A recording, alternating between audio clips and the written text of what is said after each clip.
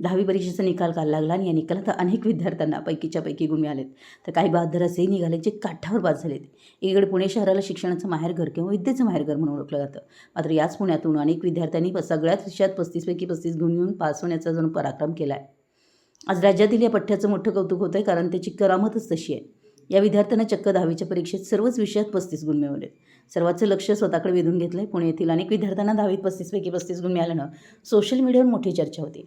विशेष म्हणजे सर्वच विषयांमध्ये या विद्यार्थ्यांना 35 गुण मिळाल्यानं सर्वांचं लक्ष आपल्याकडे वेधलं गेलं आहे. पुणे येथील अक्षय बाळासाहेब भालेराव, निकिता अमोल कुचेकर आणि सुशांत मच्छिंद्र रोंगडे या 10वीच्या विद्यार्थ्यांचा सर्वच विषयात 35 पैकी 35 गुण मिळाले.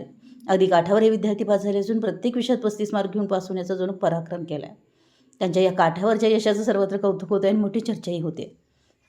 त्यांच्या निकालाची प्रत सोशल मीडियावर प्रचंड व्हायरल होते. दुसरीकडे लातूर जिल्ह्यातील श्रुती दिगंबर भागानगारे हिला देखील सर्व विषयात 35% गुण मिळालेत. राज्यातील शेकडो मुलांनी 100 पैकी 100 गुण मिळवलेत. जवळपास 179 विद्यार्थ्यांना पैकीचे पैकी गुण मिळवलेत, तर दुसरीकडे अनेकांना 35% गुण मिळालेत. या विद्यार्थ्यांची सगळीकडे चर्चा होती आहे. पुणे प्रतिनिधी, मराठी एस न्यूज.